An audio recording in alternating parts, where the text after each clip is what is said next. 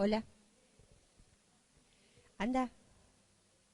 Bueno, ahora sí. Buenos días y bienvenidas al segundo encuentro de las aulas de literatura, coordinado acá por Beatriz Atkins.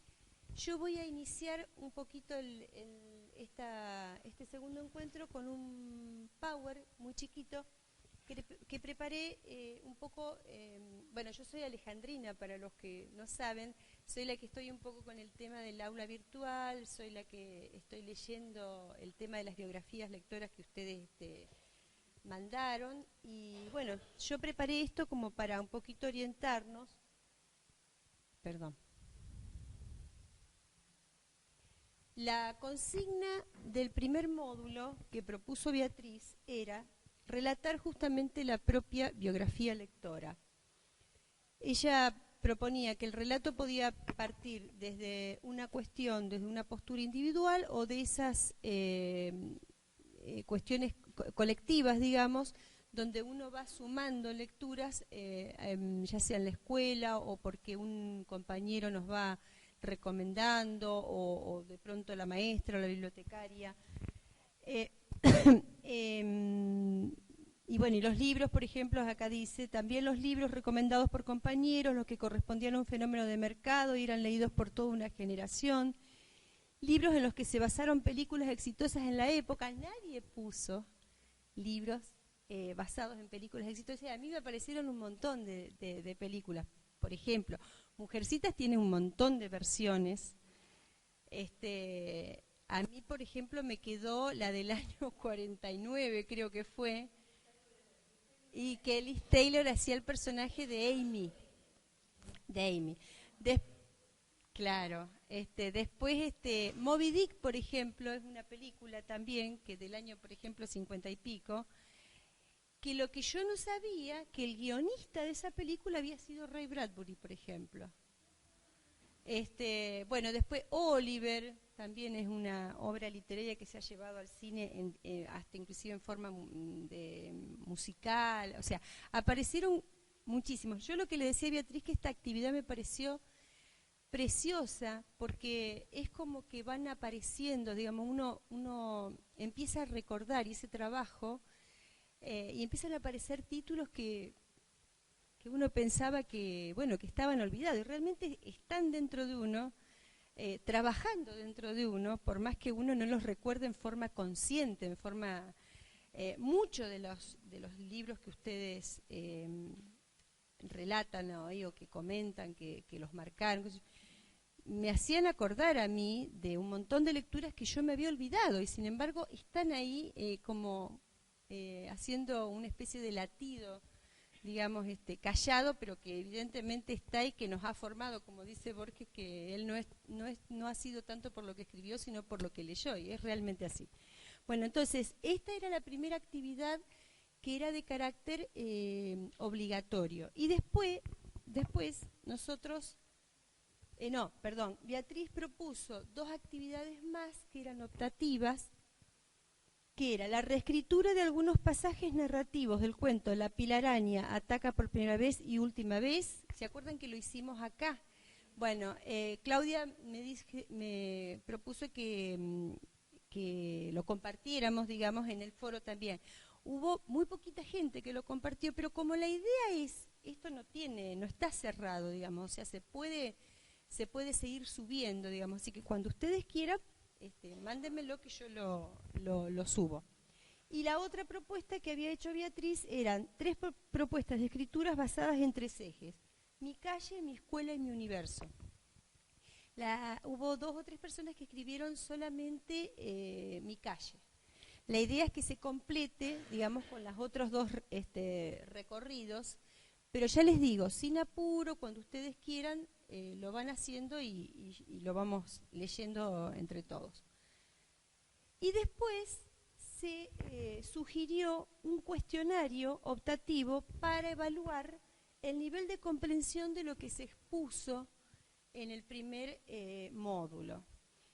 Hubo gente que me preguntó, digamos, cuál era el sentido de realizar este cuestionario. Y es justamente eso, un poco chequear, porque a veces nosotros escuchamos acá, pero es como que quedan por ahí dando vuelta los conceptos, y está bueno volver a escuchar, volver a ver la conferencia para reforzarlos y para tener en cuenta mejor lo que plantea Beatriz.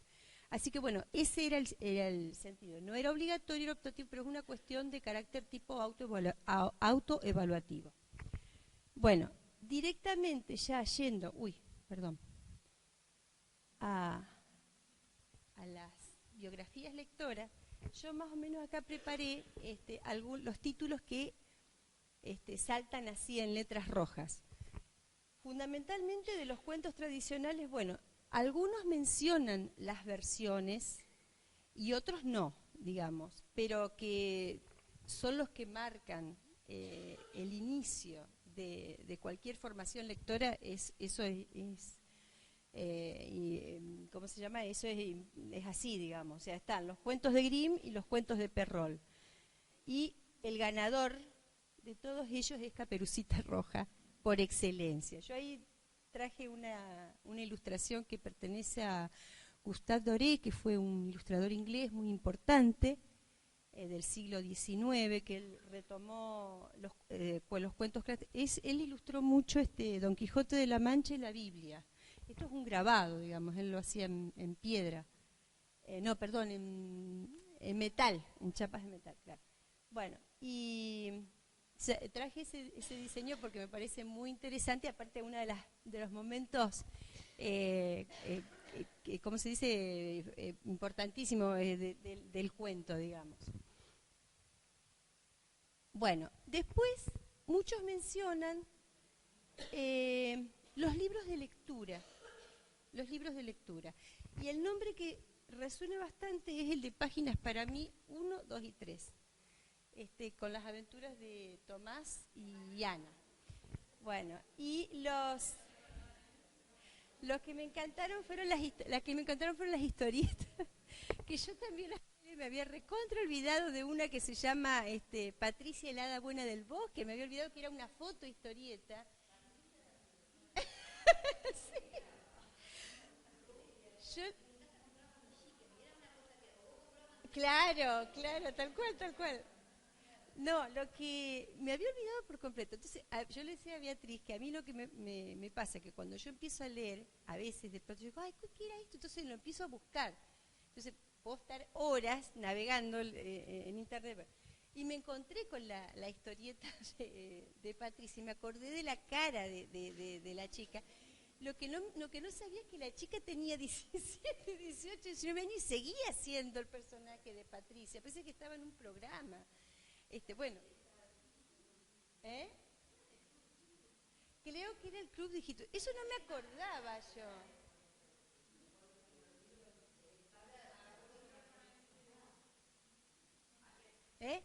Acá. Más cerca, acá, ajá. Bueno, la cuestión era que era muy gracioso porque yo la veía de chiquitita y después como que fue creciendo la chica, el mismo personaje siguió, ¿no? Bueno. Y las colecciones literarias más leídas son Robin Hood y Biblioteca Villiquen. Y la gran ganadora de todas ellas es Mujercita, que como justamente Beatriz, vieron que hay dos, en el primer módulo hay una bibliografía que acercó Beatriz que habla justamente de su propia biografía lectora, y ella hacía referencia a cómo le había marcado el personaje, la novela y fundamentalmente el personaje de Beth. Bueno, se ve que a todas en alguna forma nos marcó porque es un libro que aparece permanentemente, digamos. Y los títulos que sobresalen del canon literario en la primaria son estos tres: Platero y yo, Las aventuras de Tom Sawyer y Cuentos de la selva. Yo también escribí mi propia biografía y yo les contaba, por ejemplo, respecto a Las aventuras de Tom Sawyer, que a mí me lo habían regalado ese libro en un cumpleaños y lo dejé así, pobrecito. Y una vez me enfermo de sarampión y veo que estaba el librito ahí como pidiendo. Bueno, lo empecé a leer y me fascinó. O sea, lo descubrí como 2 años después de que me lo habían regalado, pero fueron esas lecturas que a uno de alguna manera, viste, te quedan como resonando. Bueno, y busqué justamente esa tapa porque esa era la tapa de mi libro, porque hay un montón de ediciones, obviamente, bueno. Busqué esa. Y Cuentos de la Selva también hay un relato que me pareció precioso de alguien que escribió que dice que le encantaba el loro pelado. No sé quién era la que escribió. Ah, ¿vos eras?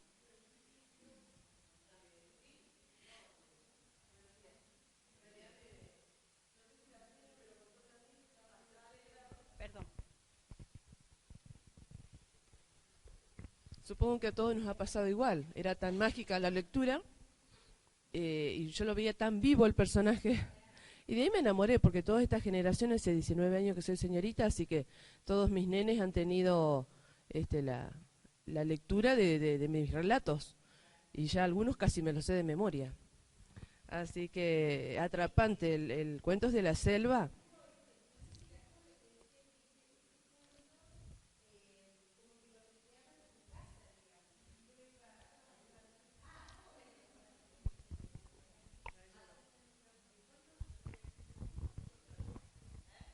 ¿Sí? ¿Ahí?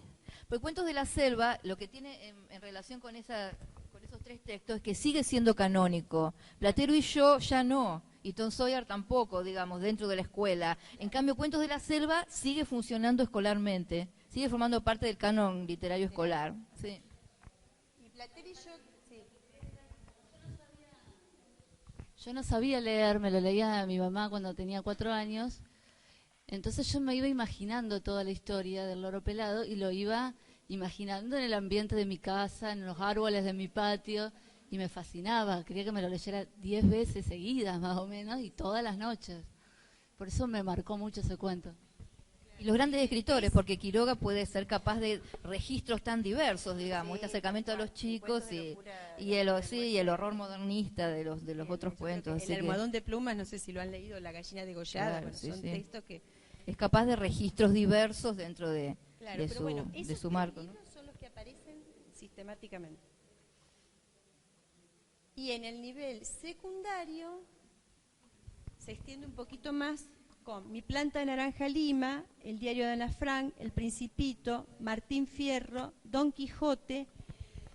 El libro por excelencia de literatura latinoamericana es Cien años de soledad, La Ilíada y la Odisea, que son bastante complicados, pero bueno, Seguramente en versiones, pues a veces sí, la son versiones, sí. obviamente infantiles.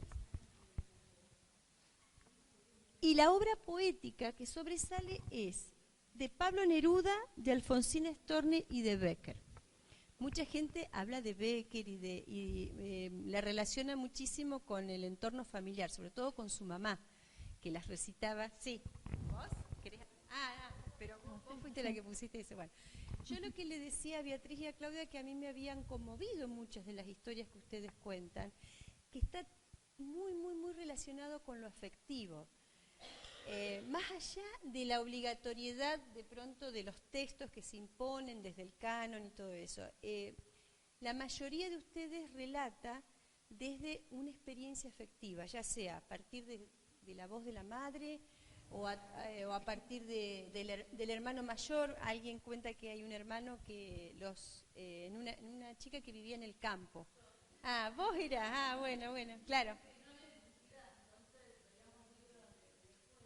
Claro. Claro. ¿Cuál era el texto que... El Mago de Oz, que ahora fue el primer cuento que le compré a mi hijo. Sí, me encantaba también, él me leía en voz alta y pasábamos la tarde entera con los libros. Era nuestro entretenimiento, no había otra cosa. Bueno, y la otra palabra que resalta, digamos, es la idea de lectura asociada con refugio. Muchas personas, digamos, siempre me olvido, muchas de ustedes hablan de una idea de esa recreación, de ese ámbito personal que de alguna manera te refugia de una realidad que de pronto puede ser un poquito complicada, pero te permite sumergirte en otra realidad que, bueno, es más interesante, también conflictiva, pero desde otro lugar, está planteada desde otro lugar. Así que esas son dos cosas que quiero resaltar. Les quiero agradecer también a Beatriz, porque realmente es un trabajo precioso, porque permite un buceo personal, pero también permite ver qué cosas nos conmovieron a todos, digamos. Que eso es interesante de ver, o sea, por qué uno le quedan resonando ciertas lecturas y cómo esas lecturas de alguna manera nos marcan como adultos, digamos, porque sinceramente son lecturas que nos han construido. Bueno, ahí termino yo. Simplemente yo quería resaltar cuáles eran los textos que habían sobresalido y bueno, un poquito iniciar esto. Ahora la dejo abierta. Buenísimo, sí.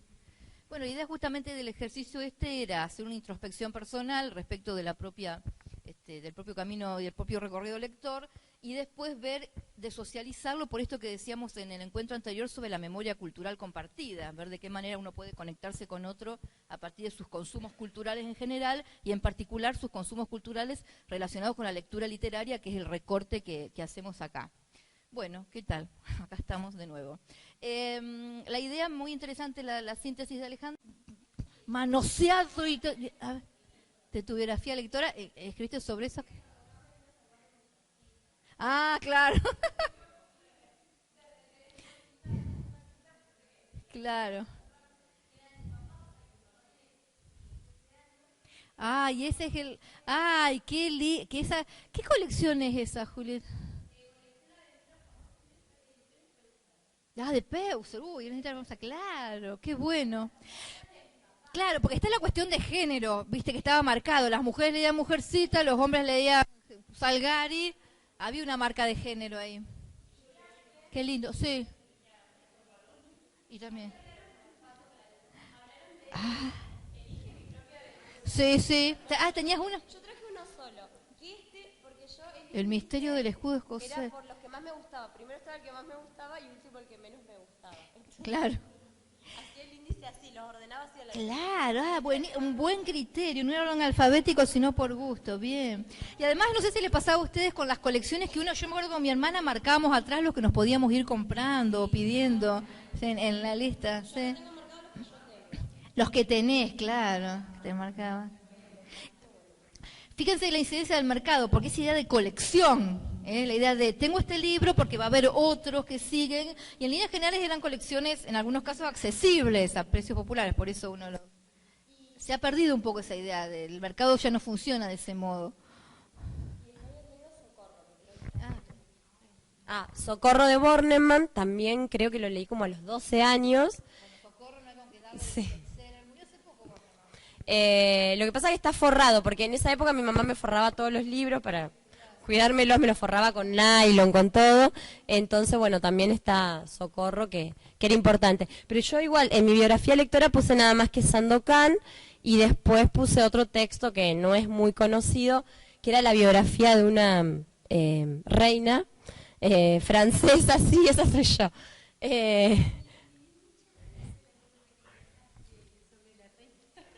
Bueno, la cuento. Yo pongo en mi biografía lectora, tomé nada más que esos dos libros. Sandokan, que me vino a salvar de Mujercitas, de releer, que a mí me gustaba Mujercita, pero ya era como la 6ª vez que la estaba leyendo y estaba cansada. Entonces mi papá me lo trajo como a los 9 años, una tarde que yo estaba enferma. Y bueno, me leí toda la colección. Yo no sé si ahora eso sobrevive una lectura, una nueva lectura, Sandokan, ahora ya de grande. Y bueno, y después también pasaba que mi papá es muy lector. Y yo cuando tenía 8 o 9 años lo veía a él sentado leyendo un libro. Siempre, él es un lector, yo le digo omnívoro, porque él puede leer desde un bestseller hasta el libro más renombrado del autor más renombrado. Entonces estaba leyendo que era una biografía de una reina francesa que se llama Catalina de Médici. Y yo siempre le preguntaba cuándo iba a poder leer ese libro, cuando seas grande. Bueno, entonces me lo leo como a los 15, 16 años. Yo ya en esa época ya había leído La insoportable levedad del ser, entonces claro, ¿cómo no voy a agarrar esto? Dije, bueno, y la anécdota que queda, que es una biografía histórica, ¿no?, de la reina, era que es una reina famosa, muy malvada, que tenía varios hijos, y como quería que el hijo menor llegara al trono, no me acuerdo, creo, y el primer hijo, ¿qué hace? O sea, trata de derrocar al primer hijo, que se llamaba Carlos IX. Entonces le hace de todo. Como yo soy la mayor en mi familia, yo a mi mamá le insultaba diciéndole Catalina de Médici. La la miraba y le decía, anda Catalina de Medici, pues mamá conocía la historia, porque ella siempre estaba a favor de mi hermano menor. Cuando el menor de los hijos de Catalina de Medici llega al poder, la saca de lado a su madre. O sea, le digo, a vos te va a pasar lo mismo, vos todo a favor de Fernando, cuando llegue él al poder, va a quedar relegada. Bien, bueno, bárbaro. Así que, bueno, muy bien. La literatura sirve para vengarse también, quiere decir eso. No, muy interesante, porque entonces que le ponemos voz y cara y mostramos los libros a la biografía lectora, que no sea simplemente un intercambio virtual. Y después también vos habías traído más libros, pero de los actuales, no sé, si querés mostrarlos, uno de Isol trajiste y otro de Lidia Carreras, que son muy buenos. Bueno, Isol, bueno, que es uno de los ejemplos que decíamos de alguien que ilustra y también hace los textos. Lidia Carreras, que es de Rosario. Justamente... sí, bueno, los dos toman temas controvertidos. Este es el tema de las malas palabras y bueno, y Sol siempre transgrediendo todos los esquemas usuales. No, los mostramos, son muy interesantes, después si los hacemos circular, porque no vamos a tener tiempo de mostrarlo, pero me pareció interesante mostrar los libros que habían traído las compañeras. Yo tengo otros acá que seguramente no vamos a alcanzar a leer por las actividades finales, pero de todas maneras los quiero mostrar. Los famosos de Ciraldo, que son historias que repiten una vocal en particular, historias con la A, con la E, con la I, con la U. Ciraldo, ustedes saben, el famoso ilustrador y escritor brasileño.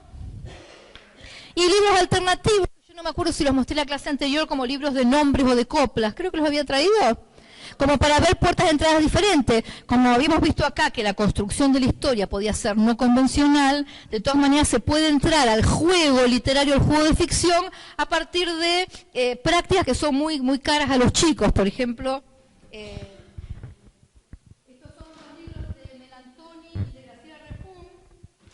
Es su marido y mujer, les hago el chimento. Y entonces, por ejemplo, Melantoni tiene nombres, son unos libritos del Ateneo, nombres, sobrenombres para toda ocasión. Entonces arma toda una historia de alguien que llega a un pueblo, etcétera, etcétera, y se va encontrando en el pueblo con, por ejemplo, entrando al pueblo, la plaza y alrededor de la plaza, el hospital. ¿Quiénes son los personajes en los consultorios? El médico, Dardo Lores. El cirujano, Elvis Turí. El cirujano plástico, Basili Conando. La médica Susana Torio, y así va armando toda una historia en el pueblo, las enfermeras en la sala de espera, la iglesia, la comisaría, el policía se llama Omar Chepreso. Bueno, la monja es sorprendente, qué sé yo, todo así. Los chorros están en la comisaría también, Lola Ladrona, bueno.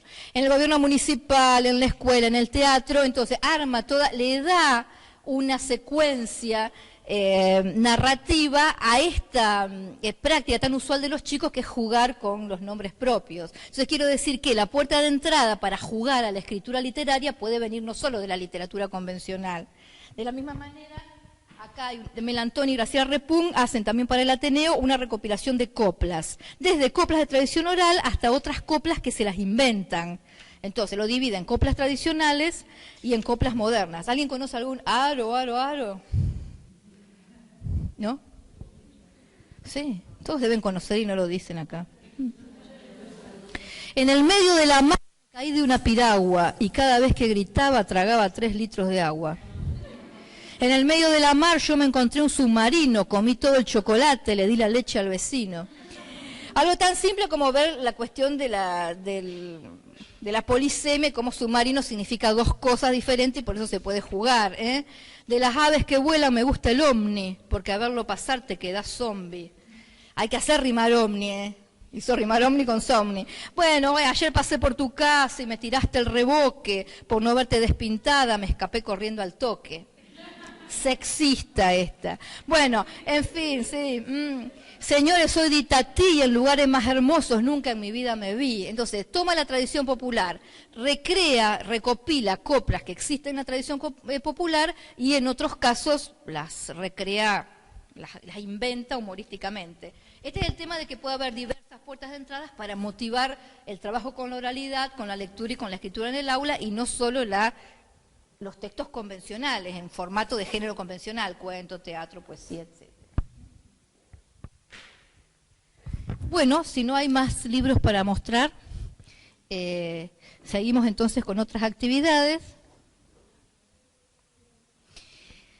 Muchas veces trabajamos en el aula o en la biblioteca o en cualquier grupo donde estemos promocionando lectura y escritura el tema de las cartas. Y a veces la manera convencional es decir, bueno, le escribo una carta a alguien, recibo la carta de otro acá. Acá el ejercicio que vamos a hacer es la carta de quien quisiera yo recibir. Lo podemos hacer con un formato actual, el email de quien quisiera yo recibir. La consigna es la siguiente.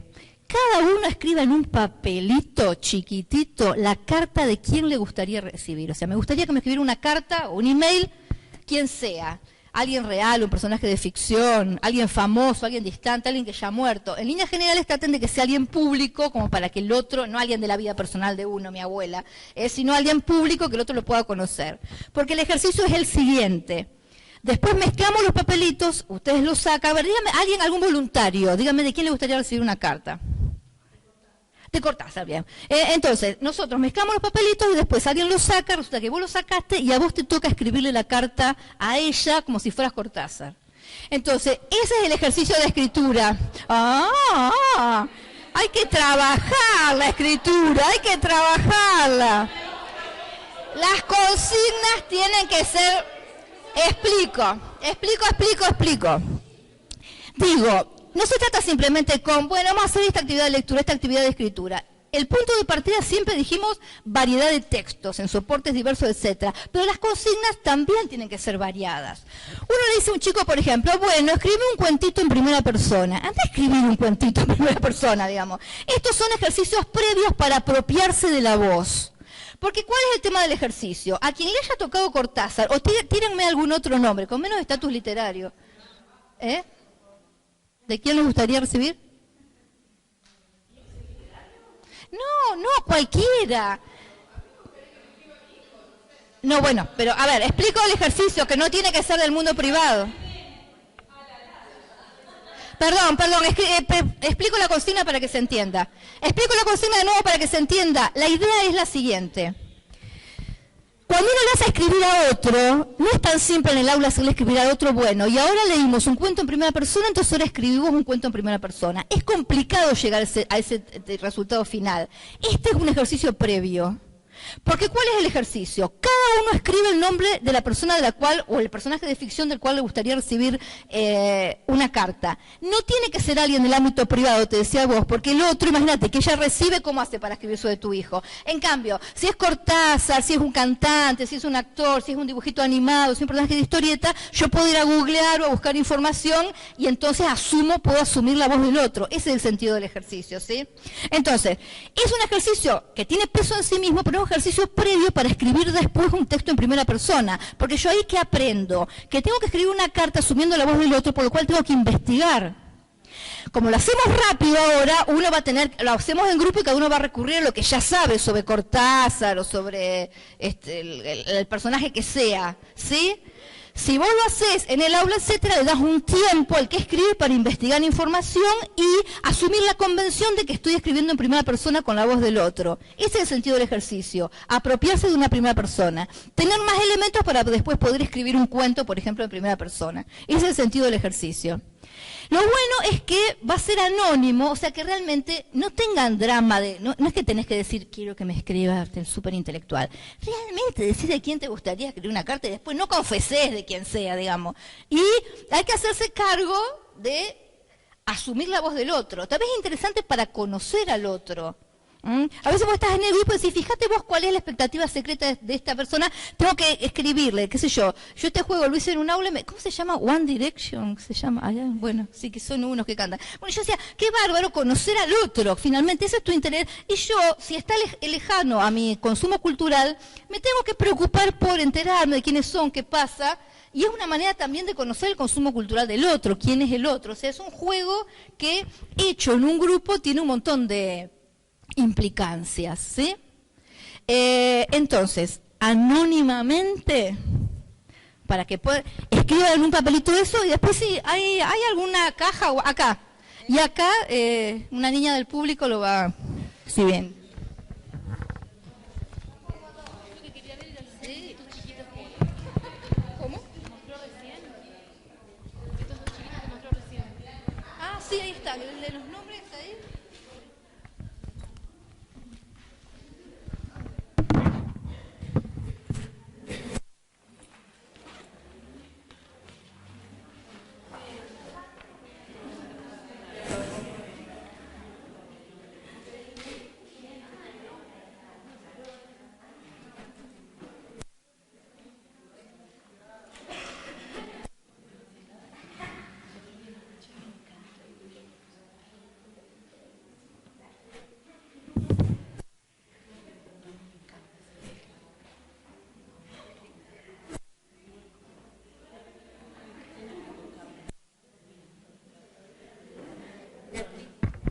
¿Sí? ¿Ah?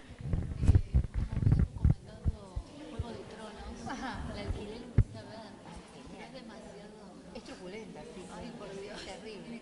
Lo que pasa es que en la película está todo muy concentrado. Entonces vos en el mismo episodio matan a todo el mundo, una cosa que es terrible. Cuando vos lees imagínate que son, por ejemplo, en la serie de HBO, un tomo está condensado en una temporada y es poco. Te da más respiro cuando lo lees, digamos. Claro. Cuando vio la película, Claro, sí. Pero quiero decir que el libro también es truculento, pero la película es peor. Primero porque lo ves en imagen. Y después porque está demasiado condensada y pasa todo junto en el mismo capítulo. ¿Viste? Sí, es terrible. Ah, que la cuesta con qué? Ah, claro. Sí, porque es un medioevo fantástico. Acá estamos, bueno. Bueno, como nosotros estamos haciendo lo que decimos siempre, breves ejercicios, en vez de resolverlo individualmente, que cada uno saque una carta y que lo responda individualmente, lo vamos a hacer en grupo, por lo cual algunos van a quedar afuera. Así que, bueno, voluntarios para sacar uno por grupo a ver quién le toca hacer.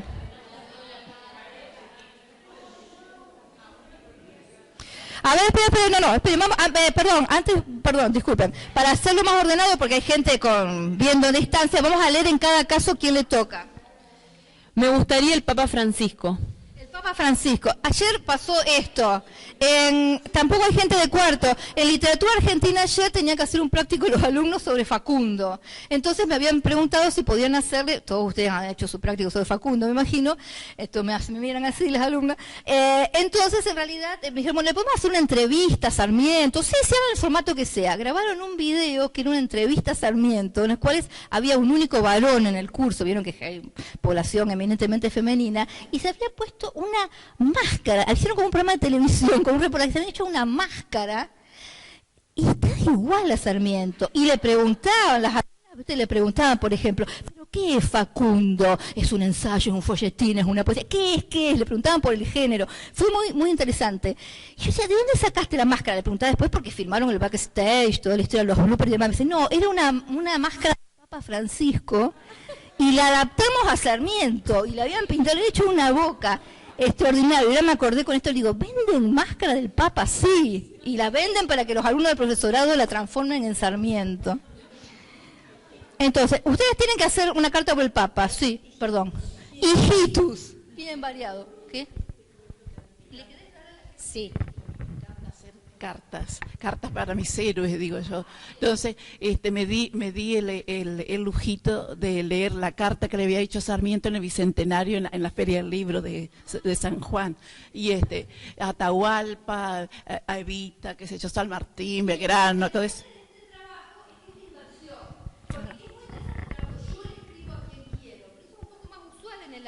El tema es, yo tengo que azarosamente asumir la voz del otro. Ese es el ejercicio literario, cuando yo me tengo que poner en la piel del otro. Es como hacer un paso previo, digamos, para el trabajo después sobre la primera persona. Lo que yo te decía, si le puedes poner a cada uno de los... Yo quería contarle. ¿Podemos sacar? No sé, pregúntenle a la profesora. Acá están pidiendo un plan B.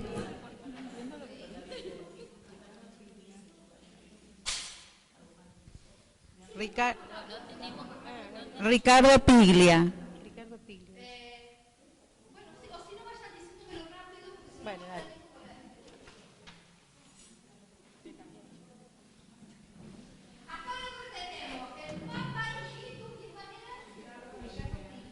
María Elena Walsh.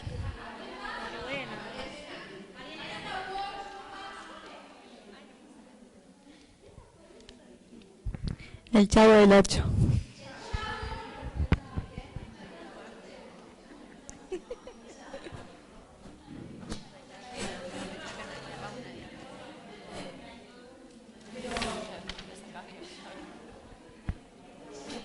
No entiendo la letra.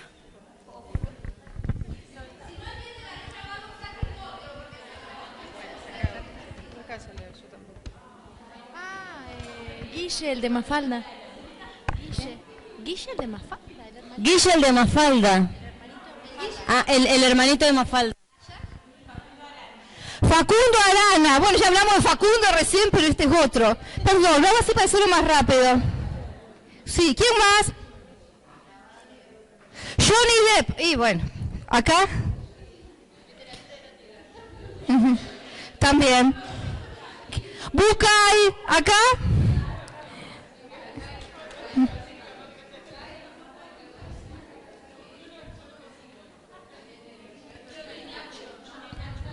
¿Quién? ¿Chilo y Nacho es alguien? Ah, si no lo conoces, saquen otro.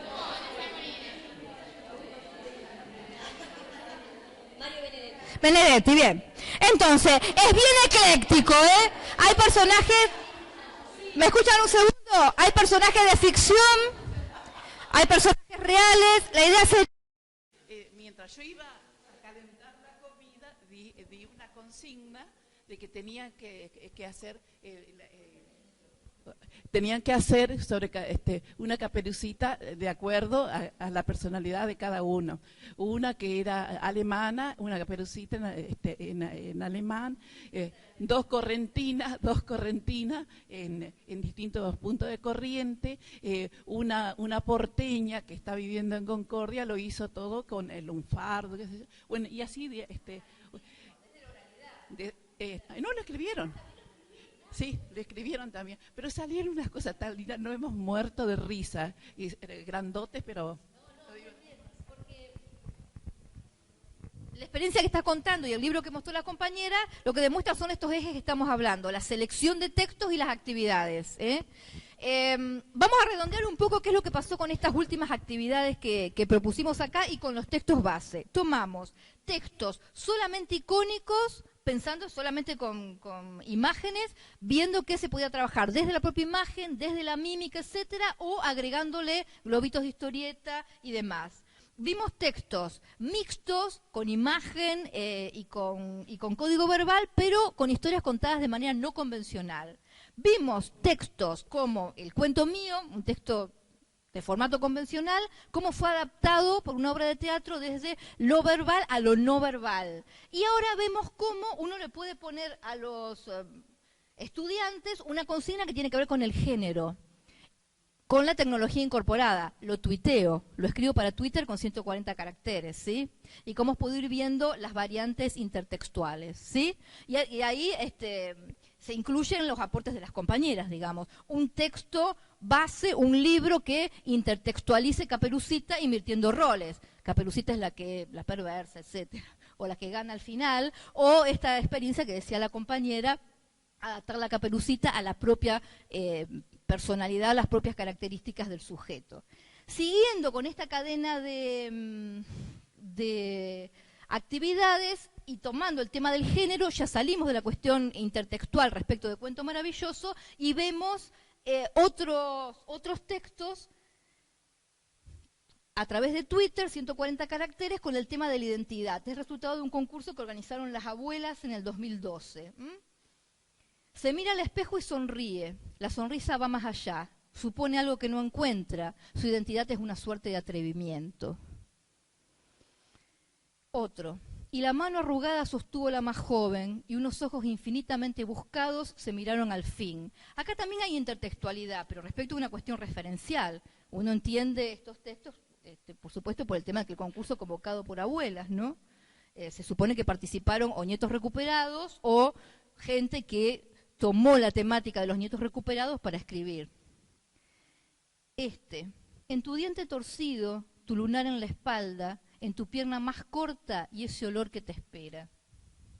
Sí, hay otros ejemplos. Y adquirió sentido el sobrehueso en la cadera que tanto supo avergonzarme. Pude encontrar ahí la tibieza de la huella desaparecida. Tiene título, Ansiedad. Tome asiento, lo llamaremos por su nombre, dijo la burocrática empleada. El último nieto recuperado permaneció de pie. El tema del nombre, ¿no? Al revés que Gregorio Samsa, desperté convertido en ser humano y tengo un nombre ahora que resuena como un redoblante en carnaval. Me gusta todo menos la remolacha, dije, y vi a mi verdadera tía romper en llanto. Hay cosas que llevamos en la sangre. Cuando lo supe quedé destrozado. ¿Y ahora cómo estás? Todavía destrozado, pero al menos los pedacitos tienen sentido. Entonces fíjense cómo todo el formato tecnológico permite contar una historia, desde jugar con la recreación intertextual hasta recrear temas tan serios de una herida nacional, ¿no? Te pones un poquito más adelante para terminar con toda esta parte de la intertextualidad y de los microrelatos, antes, sí. Un último microrelato, no tan breve como los de los 140 caracteres, anterior.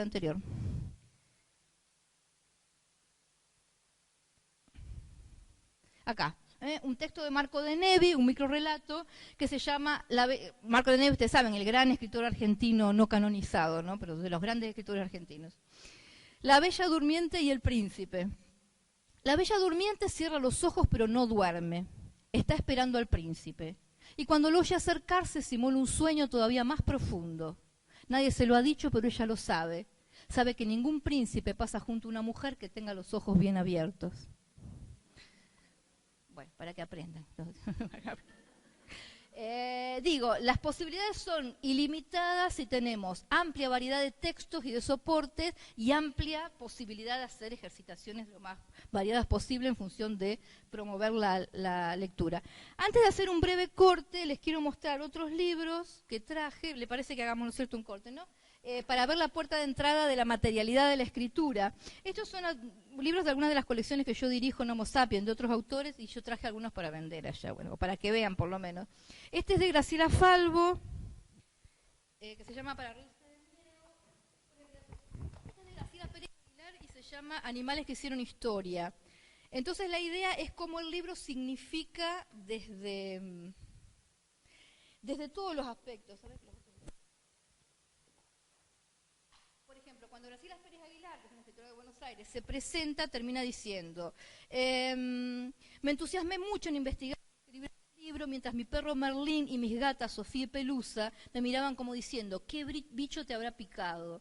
Porque hay todo un capítulo dedicado a los perros, otro a los gatos, otro a los caballos. Y justamente la dedicatoria del libro es para Merlín, para Sofía y para Pelusa. Entonces son historias, todas que tienen que ver con perros, gatos y caballos, tradición oral, etcétera, etcétera, pero también apéndices con curiosidades respecto de esto. Por ejemplo, ¿por qué los gatos cazan ratones? ¿Por qué la expresión siempre cae parado como un gato? Los gatos en China, etcétera. Y, por ejemplo, el gato de la suerte. En muchos supermercados y restaurantes japoneses o chinos hay un lugar reservado, todos sabrán ustedes qué es para los gatos de la suerte o maneki neko. Generalmente son de color dorado y funcionan a pila. Mueven la pata delantera todo el tiempo, de arriba abajo. Pareciera que saludan o dicen adiós, pero en realidad están haciendo un gesto de llamada al estilo oriental. En Occidente hacemos ese gesto con la palma de la mano hacia arriba y moviéndola de arriba abajo. En Oriente es exactamente al revés. Yo hago todo estos gestos porque realmente es un texto para representar con el cuerpo. Según la pata que mueva, el maneki neko tiene distintos significados. Si es la derecha, trae prosperidad y dinero. Si es la izquierda, atrae a los visitantes o clientes. Si mueve las dos patas al mismo tiempo, protege el hogar o el negocio. Sus colores también significan diferentes cosas. Yo lo veo siempre dorado. Bueno, pero ahí está. Acá está.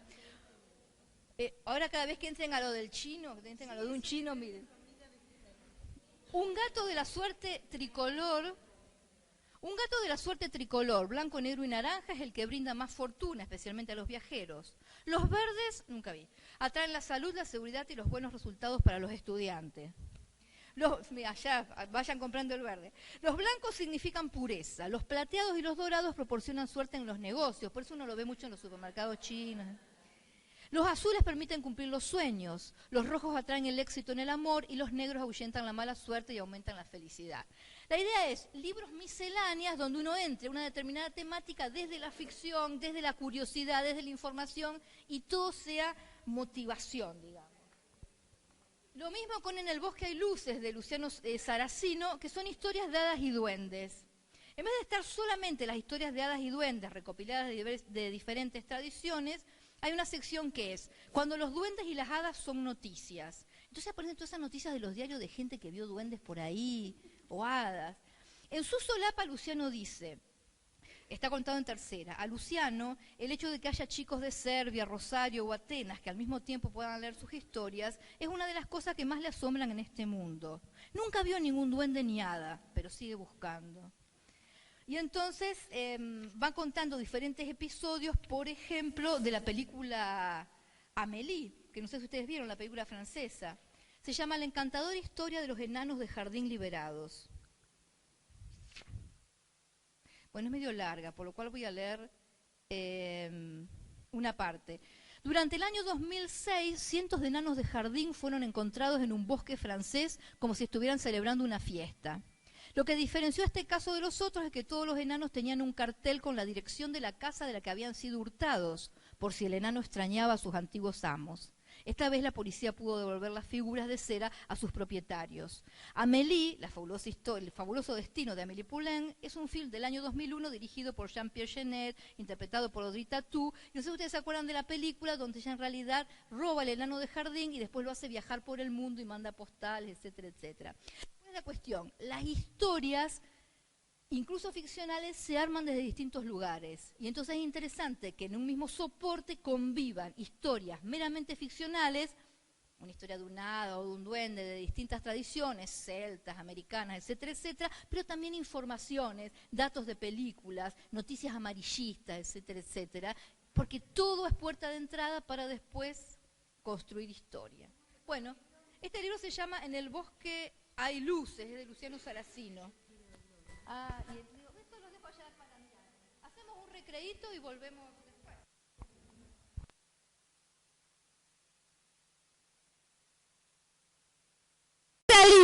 ¿Les puedo explicar algo? Si ustedes realizan esta ejercitación en el aula, en la biblioteca, etcétera, no, la secuencia es esta. Te toca el que te toca, tenés un periodo de investigación, te tenés que hacer cargo. Lo que nosotros estamos haciendo son simplificaciones solamente para alcanzar a escribir acá. No van a tener tiempo de hacer toda la carta, aunque sea encabezamiento y demás. Tengan en cuenta las convenciones. La carta va a ser en español, aunque sea Johnny Depp. Y esa es la convención literaria. Es una manera de hacerse cargo de la voz del otro. Pero vamos a ver qué marcas puede haber en mi escritura. Si soy hijitus, de qué manera hablo. Si soy el Chavo, voy a tener marca dialectal y voy a decir platicar, etcétera, etcétera. Ese es el juego, ¿no? Bueno, ¿nos ponemos entonces? Dale.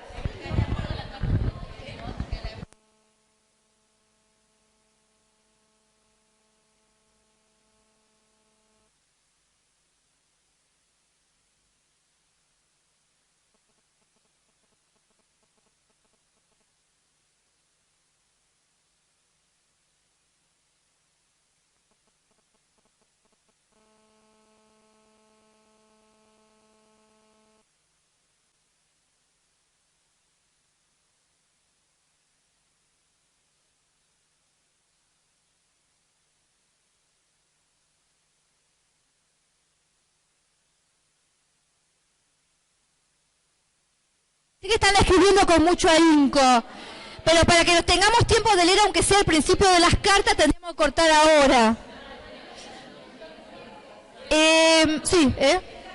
Vale, ya estamos.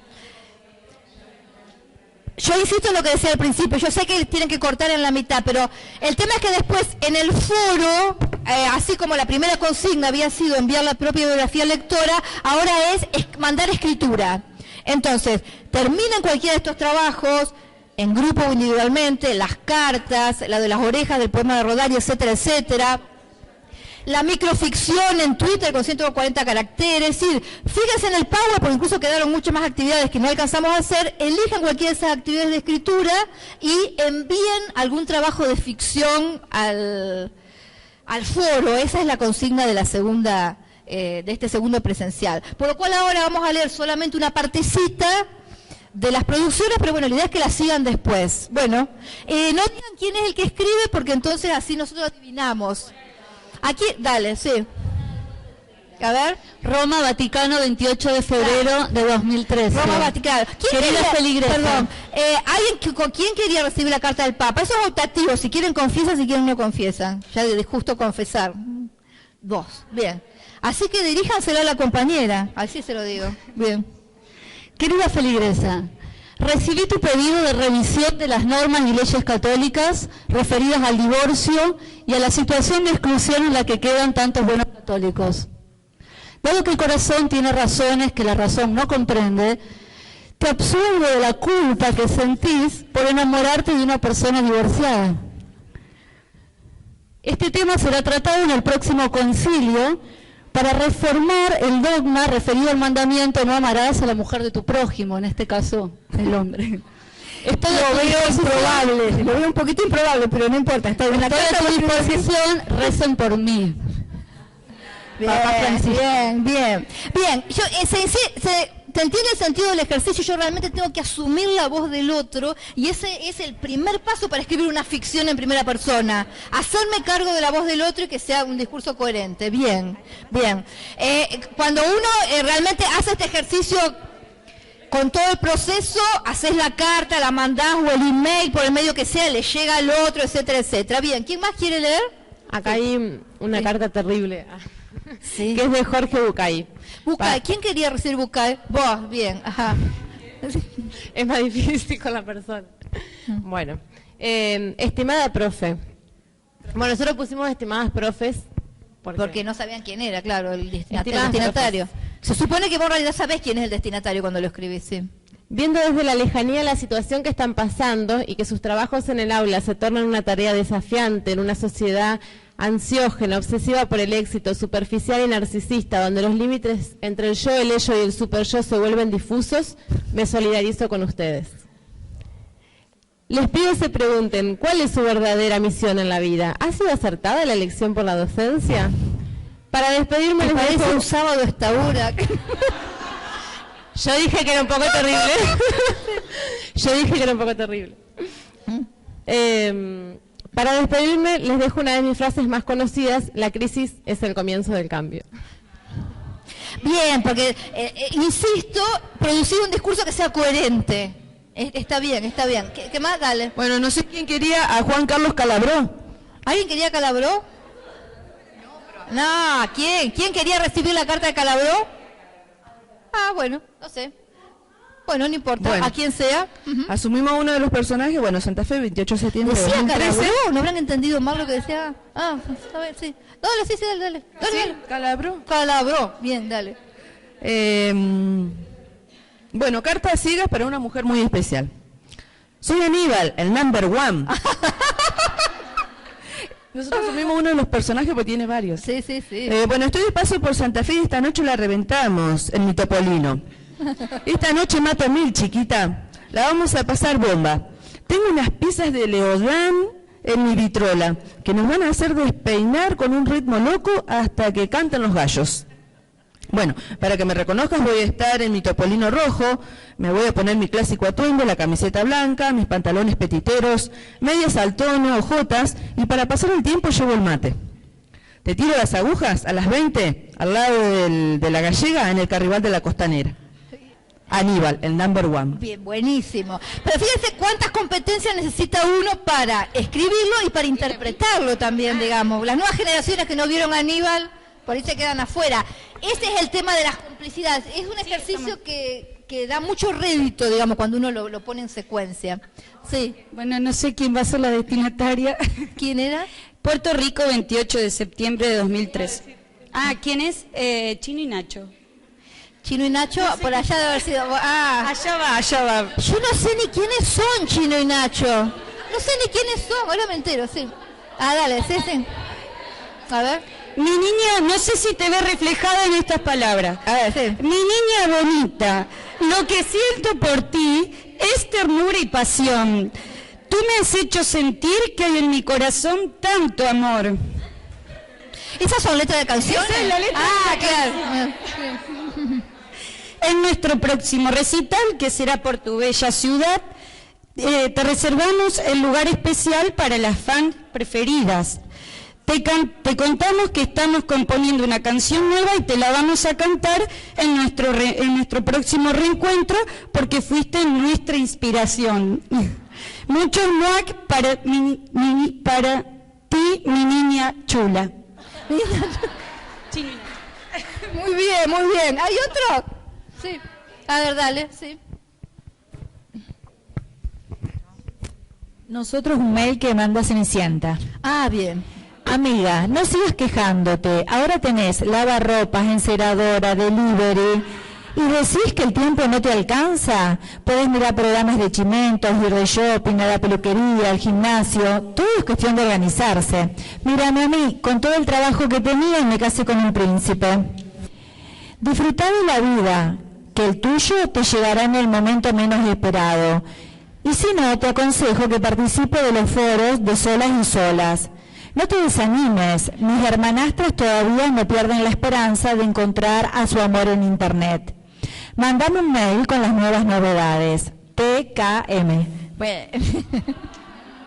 Bien, ¿quién quería Cenicienta? Ah, vos, bueno, ¿viste? Bien, ¿hay otros? Ah, sí, allá. Nos tocó María Elena Wall. ¿A María Elena Wall quién quería recibir? Ah, Jorgelina. Asunto Mundo del Revés. Bueno, hola, ¿cómo andás en el mundo del revés? Me enteré que la crisis hace clic, que los sueldos siguen igual, que los pobres marginados están y los ricos suben más. Hoy el lema es, el celo escóndelo bien, porque te van a robar. La cartera no la uses, porque en la esquina no la tenés. Pero hagan, no. Ay, no me sale. Pero hagan lo que hizo el famoso mono liso. Todos juntos y hermanados, tiren todos para el mismo lado. Y los males, y a los males, ¿qué hacer? Lo curamos con la vacuna, una. ¡Ay, qué bien! ¡Buenísimo! ¡Buenísimo! Súper original, bárbaro. Esta es de Facundo Arana. No sé confiese quién quería Facundo Arana, confiese. Vos, confiese. Sí. Querida admiradora, te escribo esta carta desde la cima de la Concagua, en donde me encuentro desde hace un mes con la intención de promover no solo farsantes, sino también la tan conocida campaña de concientización Donar Sangre Salva Vidas.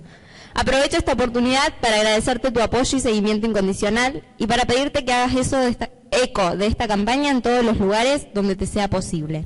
Además, te pido que me envíes dentro de tus posibilidades una vianda de guiso de mondongo y lentejas para soportar las bajas temperaturas y un CD con el tema teatro de Vicentico para ponerme a tono con mi personaje Alberto, así Julio Chávez no me culpa por mal actor. Sobre la novela, te adelanto que Beto va a tener un amorío con la desquiciada ex mujer de Guille. Me despido de vos y por favor, no te olvides de mi pedido de la vianda. También, mañana, levantate a las 7 y anda al hospital más cercano en ayudas a salvar vidas donando tu sangre. Te saluda el Facu Arana. Bien, bien. Hay una interna con Chávez ahí, grave. No, pero fíjense, sinceramente, uno lo hace con humor, o puede ser más liviano, pero fíjense todas las competencias, insisto, que se tenían que poner en juego para resolver coherentemente esto, ¿no? Sí. A mí me tocó Hijitus. Pasa que yo no me acuerdo mucho. Angelina, no se acordaba quién era Hijitus. Me acuerdo de la revista, cuando era chica mi papá me la compraba, pero no me acuerdo de algunos giros o expresiones propias del personaje, así que hice un intento. Hiciste tu Hijitus personal. Hola, amiguita. ¿Cuánto tiempo? Hace varios años que no aparezco en ninguna revista. Extraño esa época en la que aparecía con mis amigos Anteojito y Larguirucho todas las semanas. Yo era además un superhéroe. Me transformaba en Superhijitus para que triunfe el bien y desaparezca el mal. ¿Quién quería Hijitus? Recuerdo que íbamos a las escuelas con nuestro papá, para que los chicos nos conozcan. Firmábamos autógrafos. Fue una época de oro. Seguramente vos habrás sido una nena que leyó la revista Anteojito. Te agradezco que me recuerdes y me guardes en tu corazón. Yo guardo en muchas cajas de zapatos los dibujos que me regalaban los chicos. Te cuento un secreto. Las maldades de Neurus eran todos trucos para inventar historias y entretener a los lectores. Nosotros siempre nos llevamos muy bien. Fuimos y seguimos siendo muy buenos amigos. Ahora estamos guardados en un museo en Buenos Aires, en la Casa de la Historieta. Yo extraño no salir. Me gustaba antes cuando íbamos a la escuela. Cuánto quisiera poder ser al menos una vez más Superhijitus. Siempre que me recuerdes, voy a tener más vida que un personaje de ficción. porque nosotros, los muñecos, sabemos que lo somos. Por eso te pido que me recuerdes siempre y le cuentes a tus hijos y a tus nietos que cuando eras chica te encantaba la revista Anteojito con todos sus personajes. Así permaneceremos. Muchos cariños, hijitos. Bien, está bárbaro. Estaba un micro en la tele también te daban. Claro. ¿Lo dan todavía? Ah, mira vos. Bueno, en Buenos Aires vieron que en distintas esquinas pusieron, por ejemplo, Larguirucho está en una esquina, están como esculturas en distintos lugares, está Mafalda en San Telmo, hay un montón de... Bueno, no sigamos con esta anécdota.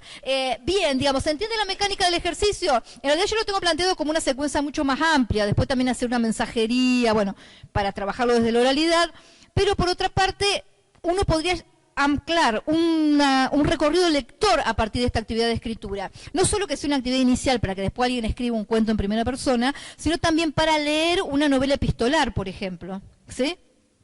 Lady Susan es una novela epistolar corta para la gente de media de... qué bárbaro, no pensé que me iba a olvidar nunca el nombre. La autora de Orgullo y Prejuicio. Jane Austen. Mal día. Por ejemplo, Lady Susan es una novela epistolar breve, una novela de Jane Austen. Realmente es toda la correspondencia entre dos personajes, relaciones peligrosas, Boquitas pintadas, el clásico ejemplo de la novela epistolar, además tiene otros géneros discursivos, y para los chicos más chicos, por ejemplo, todas las cartas de Pesetti, que tiene muchos libros de Natacha también, en el chat, etcétera. Entonces, en realidad, se llega a la lectura de lo epistolar con la experiencia de haber participado de una cuestión epistolar. Entonces, las actividades de lectura y de escritura, de alguna manera, tienen un punto de integración en un recorrido que uno vaya armando. Para ir terminando les voy a mostrar algunos ejemplos de escrituras de chicos. Estos talleres están dedicados a ustedes mediadores, pero la idea es no perder de vista la escritura de los chicos. Bueno, yo vivo en Rosario, ustedes saben, y encontraron hace poco los restos de un gliptodonte. Vieron que en esta zona se encuentran bastantes restos de gliptodonte en un parque, en el parque de la zona sur. Entonces la Municipalidad de Rosario, a través de la Secretaría de Cultura, organizó un concurso literario para chicos de las escuelas de la zona sur, que es un barrio muy amplio, y lo que tenían que escribir era a partir de ese encuentro del gliptodonte. La particularidad es que la gente de Cultura sugirió consignas de escritura posibles, amplias y optativas, lo cual demuestra que también es interesante propiciar la escritura, no solo desde la propia escuela, sino que a veces la escuela recibe la iniciativa de otras instituciones o de otros actores sociales para hacer algún tipo de trabajo cooperativo. Entonces, podían hacerle, qué sé yo, encuestas o entrevistas al gliptodonte, contar en primera persona qué pasó con el gliptodonte, contar en tercera persona. Digamos, la primera persona podía ser, hablo como el gliptodonte, o bien yo soy X personaje que junto con otros amigos fuimos los que encontramos a los fósiles, ¿sí? Si se daban una serie de opciones que de todas maneras eran optativas, y los chicos presentaban los trabajos. Yo fui uno de los jurados y por eso tengo los trabajos. Entonces les quería mostrar, por ejemplo, uno de los poemas que recibí uno de los premios. La actividad estaba circunscripta a cuarto, quinto y sexto grado, y después había categorías. Fíjense el poema, qué raro. Este lo hicieron colectivamente chicos de un cuarto de un turno mañana. Se llama Te encontraron. Te perdiste llorando entre la maleza amarilla y la tierra seca, esperando el momento. El tiempo pasó, nadie te vio, pero estabas ahí, escondido en las barrancas. Es una zona de barrancas esa. Apareciste sin avisar con tu amiga la liebre, cansado de jugar a ser liebre siempre.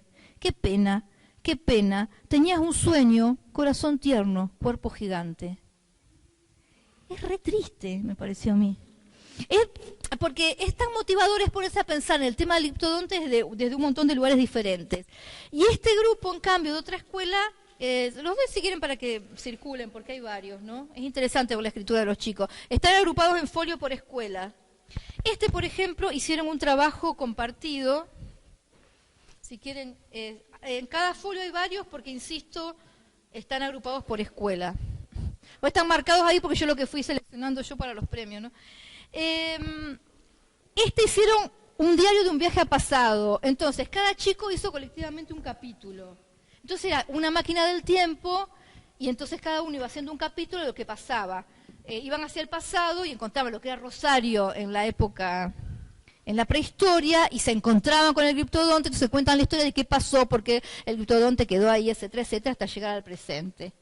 Muy interesante como escritura articulada. Mi llegada al pasado, se llama el primer capítulo, conociendo a los gigantes el segundo, un nuevo amigo el tercero, mis más descubrimientos, el regreso a casa en el presente, y entonces fue muy interesante para plantearlo como escritura colectiva.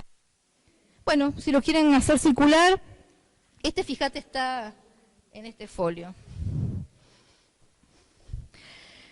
Obviamente, la puerta de entrada, la motivación para la escritura fue una cuestión coyuntural. Fuera incluso un hecho científico, encontrar un fósil en el barrio. Entonces, ¿de qué manera yo, desde mi barrio, me reapropio de esa situación? Piensen que los chicos del barrio sur juegan en ese parque donde encontraron los fósiles. Entonces, eso es una motivación para escribir. Eso me pareció interesante. Por otra parte, les quería mostrar también otras experiencias de escrituras de chicos a partir del cuento mío, El carro de Babel. Fábula se llamaba acá, el que hicieron la obra de teatro en España. Bueno, fui a una escuela donde habían trabajado ese cuento, entonces me trajeron una carpeta, para no perderme en la Antártida, me decía la maestra, color fosforescente. A los chicos, cuando no están convencionalmente alfabetizados, a partir del cuento fábula, las preguntas eran, por ejemplo, el señor sigue andando con su carro, ¿qué otras cosas raras encuentra? Esa actividad, el chico, si está convencionalmente alfabetizado, la puede escribir, si no la dibuja. Es una manera también de evaluar la comprensión. ¿Se acuerda que hablábamos de eso en el encuentro pasado? Porque, ¿qué es lo que encontraba el señor y ponía dentro de su carro? Un gato que mugía, una mandarina con gusto a banana, etcétera. Entonces el tema es ir encontrando objetos o seres vivos que no hagan lo que se espera, lo que los otros esperan que hagan. Entonces esa idea de seguir creando nuevos seres o nuevos objetos raros, entre comillas, o transgresores para incluir dentro del carro, implicaba continuar la historia. Bueno, los chicos lo hacían desde los dibujos hasta lo escribían. En algún momento se ve que trabajaron el tema de Pegaso, que ustedes saben es el animal mitológico, que es un caballo con alas. Entonces, yo supongo que habrá intervenido allí la maestra, sugiriéndoles lo de Pegaso, habrá surgido alguno de los chicos para que Pegaso esté dentro del carro. Entonces después iban surgiendo otras cadenas posibles de actividades con escritura. Por ejemplo, ¿qué problemas tiene Pegaso a ser un caballo con alas? Uno de los chicos escribe, por ejemplo, los problemas que tiene Picasso, y la maestra le corrige, Pegaso. Entonces era toda una cantidad de asociaciones posibles que se podían ir haciendo. Me pareció muy interesante la carpeta, que lo voy a hacer circular ahora por eso. Empieza con actividades puntuales a partir del cuento y después esas nuevas actividades generan nuevas cadenas de propuestas de escritura.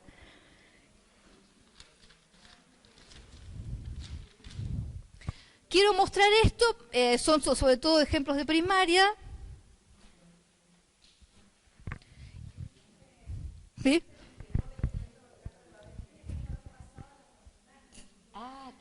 Después, claro, porque termina como no sabemos qué tal le fue. Sí. Sí, son cuentos a veces abiertos que dan muchas posibilidades de seguir escribiendo. La síntesis de esto, ¿cuál sería? ¿Se acuerdan lo que decíamos en el encuentro anterior? La didáctica no es una caja de herramientas cerradas. No es que yo piense que hay 3 o 4 actividades, le cambio el final, le cambio el título, va a ser el dibujito y eso lo voy aplicando a cualquier lectura. No, cada tipo de texto va pidiendo quizás actividades diferentes. Y esas nuevas actividades a la vez generan después una cadena de nuevas actividades. Por eso es importante hacer actividades individuales y también actividades colectivas, socializadas.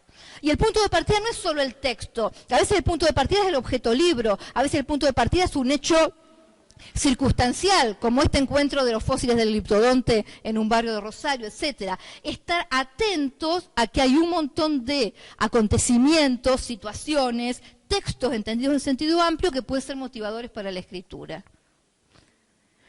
¿Y qué podemos pensar? Secuencias. Este juego, por ejemplo, de las cartas, puede servirte para muchas cosas. para el hecho creativo en sí mismo, de expresarte, de escribir, etcétera, etcétera, pero lo que yo le decía antes, asumir la primera persona, poder leer textos epistolares después, poder escribir un cuento en primera persona después, es decir, son cadenas de actividades que van adquiriendo significado a medida que se van produciendo y que hacen que la planificación en el área lengua, en el área literatura específicamente, tenga que ser una planificación flexible, porque de acuerdo con la devolución que te llega, por ejemplo, fíjense, el nene que se confunde Pegaso con Picasso, ahí ya tenés una nueva actividad de escritura, por ejemplo, si tenés que estar abierto lo que vuelve, y a partir de lo que vuelve vos podés armar otra secuencia. En ese sentido hablamos de que lo literario, la planificación de lo literario tiene que ser particularmente flexible. Bien, bueno, están circulando ahí estos textos.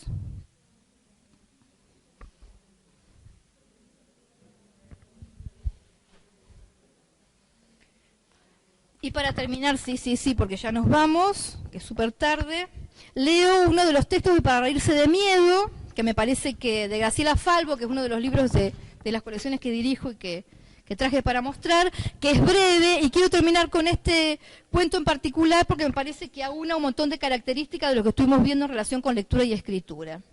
Se llama Un mojado miedo verde. A quien le tienen miedo a las metáforas con los chicos chiquitos, fíjense que el título ya es absolutamente connotativo, Un mojado miedo verde. Hay alguien atragantado de miedo metido hasta el cuello en las aguas quietas de Laguna Verde. Hoy, precisamente hoy, empieza la gran fiesta del pescado frito. Y como todos los años, Laguna Verde se llena de pescadores que llegan desde lugares lejanos, alegres, con sus tanzas, sus cañas, sus anzuelos. Si supieran lo que está pasando, no se meterían con sus frágiles botes en las aguas, en apariencia tranquilas de la laguna, ni remarían buscando peces hasta el centro mismo de las mansas aguas. Tampoco las parejas de enamorados se perderían entre los juncos para besarse al sol, porque hay un monstruo verde en la Laguna Verde. No existe en el mundo nada más horripilante que este monstruo lagunoso. Tiene 2 pares de patas que terminan en sólidas garras afiladas. Su cuerpo es verde mate cocido, como el agua de la laguna. Su piel, rugosa y áspera, y también viscosa por el lado de atrás. Sus ojos son amarillos, pero cuando empieza a oscurecer, se vuelven rojos como la sangre. Y además, tiene una cola oblicua llena de púas que hace cimbrar como una serpiente negra. De la cabeza a las patas el monstruo mide casi 4 metros. Sin embargo, nadie lo ha visto nunca porque su piel verde se confunde con el agua verde de la laguna. Nadie sabe que está ahí. Nadie no. Alguien sí lo sabe. Alguien que es sumergido hasta el cuello en el agua está viendo algo que lo deja mudo, algo que lo paraliza de terror. Los botecitos de los pescadores comienzan a deslizarse por la laguna, livianos como mosquitas de colores. Avanzan lentamente, sigilosos para no alertar a los peces. Todo está ligeramente envuelto en un tranquilo silencio. Apenas si se escucha el chapoteo suave de los remos al cortar el agua y el alegre canto de las chicharras. Ninguno imagina que a pocos metros alguien, paralizado por el terror, con el agua hasta el cuello, tirita de miedo. El monstruo de la Laguna Verde es carnívoro. Su larguísima lengua roja actúa como un látigo de acero que atrapa, tritura y muele, igual que una multiprocesadora. Gracias a su vertiginosa lengua, el monstruo sería capaz de devorarse hasta un buey y digerirlo como a una aceituna. En la oscuridad de la noche, sus ojos rojos sangre parecen 2 estigmas de fuego, capaces de aterrar al más valiente. Pero ahora es de día, y alguien tiembla en la laguna, tiembla sin poder gritar, sin atinar a moverse, sin sentirse capaz de abrir la boca para pedir ayuda siquiera. Los pescadores ya tiraron sus hilos, las carnadas flotan apenas unos centímetros bajo el agua y se disponen a esperar. Algunos toman mate para pasar el tiempo. En medio del silencio, de los juncos, del sol, el día tiene la paz de esos paisajes de almanaque. ¿Quién, mecido por la serenidad del lugar, podría suponer que en ese mismo momento hay alguien que desmaya de terror en la laguna? El monstruo pesa como 230 kilos, su cuerpo está semienterrado en el barro, sus garras traseras tienen una poderosa musculatura, como un resorte capaz de permitirle un salto mortal de más de 20 metros. Sin embargo, su mejor arma, la invencible, es mimetizarse con el agua hasta casi desaparecer. Cualquiera desprevenido podría pasar por encima de él sin advertir que su gran bocaza oscura, con sus 78 colmillos, afilados como estiletes, podría estar abierta a la espera de que un cuerpo, o 2, o 56, le penetren hasta el fondo de la garganta para ¡ñam!, cerrarse de golpe como una poderosa compactadora de metales. Los pescadores lo ignoran y solo sueñan con sus botes desbordando de pescados y con la hermosa copa que adornará la vitrina del campeón de la gran fiesta anual del pescado frito. Ajenas a todos, las parejas de enamorados siguen felices abrazadas entre los juncos. Solo alguien, con el alma en un hilo, ya al borde del pánico en la Laguna Verde, ve que la situación se vuelve cada vez más difícil, ingobernable, inminente. Las embarcaciones se van acercando de modo perezoso. Buscando peces, se acercan más y más hacia el centro de la laguna, donde el monstruo se confunde con el agua. Se acercan sin imaginar lo que hay allí.